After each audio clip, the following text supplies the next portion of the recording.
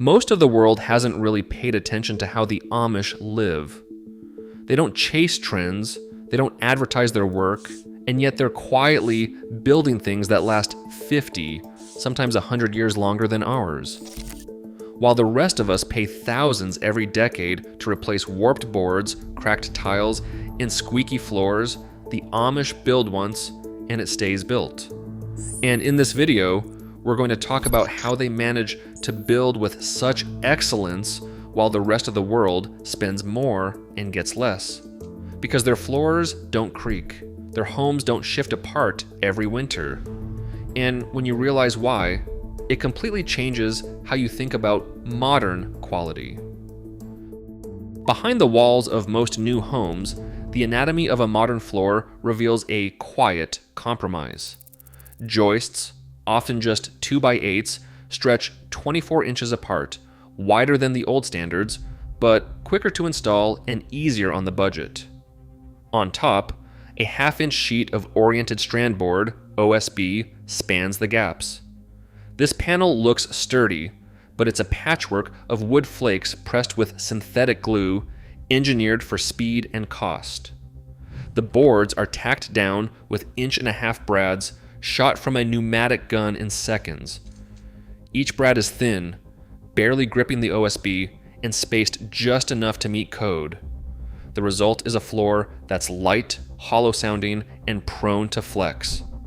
Every footstep sets off a faint vibration, a subtle echo that betrays the shortcuts hidden below. This is the blueprint of modern efficiency. Thinner materials, wider spacing, and fastening designed for turnover, not for silence or strength. Profit margins in the construction industry hinge on speed. Developers work against the clock, racing to meet deadlines that reward fast turnover and penalize delay. In this world, every day saved is money earned, and every hour spent on a job site is a cost to be trimmed. Oriented strand board, OSB, has become a $6 billion solution to this equation. Its thin panels and quick installation perfectly suited to a business model built on volume, not longevity. Lena, a site supervisor with 2 decades of experience, puts it plainly: you're not paid to make a floor last a century. You're paid to get it done by Friday. Economics are blunt.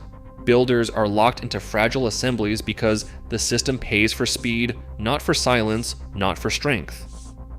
Result is a kind of planned impermanence. Floors that meet code, satisfy the spreadsheet, and keep the project on schedule, but rarely serve the next generation. Contrast with Amish Patience could not be sharper. Samuel leans over a raw plank, his hands moving with the certainty of someone shaped by repetition and restraint. In his workshop, the rules of the Ordnung are not just tradition, they are law. Power tools are absent.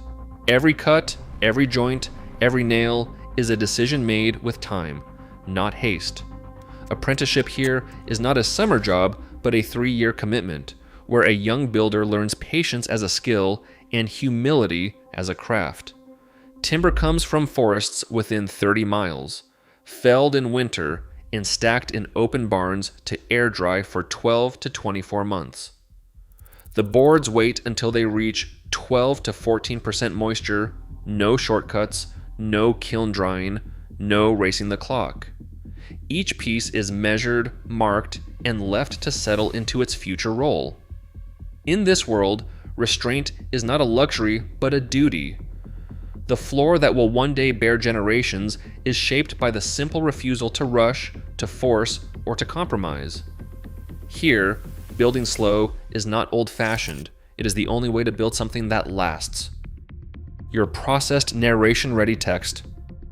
A floor that stays silent for decades is not a fluke of good luck. It's a product of physics, patience, and design. When air-dried hardwood planks are installed at 12 to 14% moisture, their movement is measured in fractions of a percent, less than 0.04, compared to the swelling and shrinking of OSB, which can reach 10 times that. That difference keeps joints tight, gaps invisible, and squeaks at bay. The floating assembly, crowned joists, and tongue and groove create a continuous plate that spreads every footfall across the entire surface. Finite element stress maps show a 20 to 30% reduction in peak stress compared to glued or brad-nailed floors. The result is a floor that absorbs impact, resists cupping, and stays quiet, year after year, generation after generation. This isn't just tradition, it's engineering for silence, built into every board and nail. A single step tells the story.